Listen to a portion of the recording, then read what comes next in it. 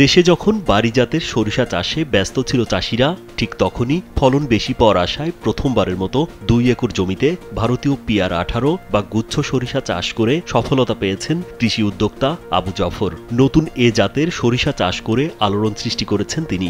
বাংলাদেশে দেখা যাচ্ছে এতটুকু পর্যন্ত একটা লম্বা একটা ডাটা হয়, এতটুকুই। কিন্তু এটার বৈশিষ্ট্য হলো যে প্রতিটা গিটে গিটে গুচ্ছ গুচ্ছ ভাবে সরিষাটা আসবে।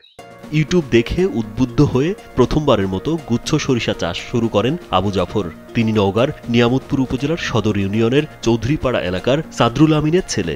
ভারতের আসাম রাজ্য থেকে বীজ সংগ্রহ করে এই গুচ্ছ সরিষা চাষ করেন তিনি।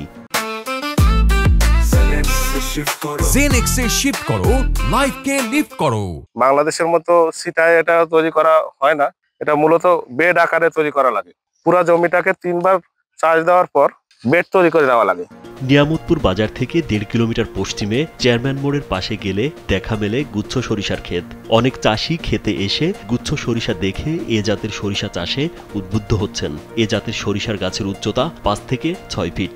একটি সরিষা গাছ থেকে আধা কেজি থেকে 1.25 কেজি পর্যন্ত সরিষা পাওয়া যায়। এটা লাগানোর উপযুক্ত টাইম হলো যে নভেম্বরের প্রথম দিকে একদম। তো এবার ঘন বর্ষার কারণে আমরা একটু পিছিয়ে গেছি। তো নভেম্বরের প্রথমে যদি লাগানো হতো তাহলে এই সময় বা এই ফেব্রুয়ারির শেষে হারভেস্ট করার জন্য উপযুক্ত হয়ে যেত। সেই অনুপাতে আমাদের আরো মোটামুটি 1 মাস বা 1 মাসের কাছাকাছি টাইম লাগে যাবে।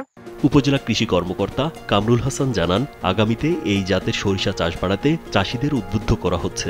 এই সরিষার জাতটা যেহেতু ইন্ডিয়ান সরিষার জাত, এটা চাষাবাদ করে যদি আমরা এটা নমুনা শস্য কর্তন করব, নমুনা শস্য কর্তন করার পরে যদি আমরা সুবিধাজনক অবস্থা পাই, তাহলে এটা আমরা সামনের বছর থেকে আরো সম্প্রসারণের কাজ করব।